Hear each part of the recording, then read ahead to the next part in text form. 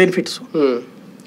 దాంతో పాటుగా ఓపీఎస్లో మీకు ఫర్ ఎగ్జాంపుల్ చిట్ట చివరి రోజున రిటైర్ అయ్యే రోజు 50,000 లక్ష రూపాయలు జీతం అనుకోండి, మీకు 50% కింద 50,000 పెన్షన్ రావాలి కదా. దాంట్లో దాని పేరేదో ఉంటది, నా భాషలో అమ్ముకోవడం అంటాం.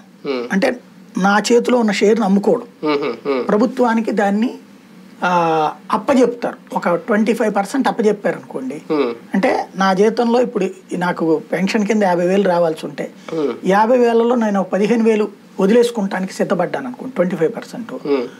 ప్రతి రూపాయికి 100 రూపాయలు చొప్పున డబ్బులు ఇస్తుంది ప్రభుత్వం. అంటే వాళ్ళు లంసమ్గా అమౌంట్ తీసేసుకుంటారు, వాళ్ళు లంసమ్ అమౌంట్ కావాలంటే వస్తుంది.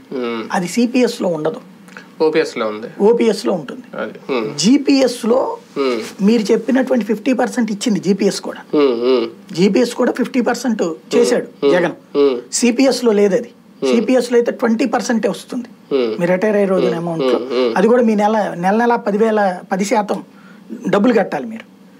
సిపిఎస్ స్టార్ట్ అయినప్పటి నుంచి 2004 నుంచి స్టార్ట్ అయింది, అప్పటి నుంచి 10% కట్ చేసుకుంటారు. ఆ 10% ప్రభుత్వం జమ వేస్తుంది. అది టోటల్ గా మీరు రిటైర్ అయిపోయే టైంకి వచ్చేటువంటి దాంట్లో 20% వస్తుంది. బట్ జీపీఎస్ లో 50% పెట్టారు. అది అంటే మామూలు పెన్షన్ దారికి వచ్చినట్టే వస్తుంది, కాకపోతే ఇట్లా అమ్ముకోవడానికి లేదు.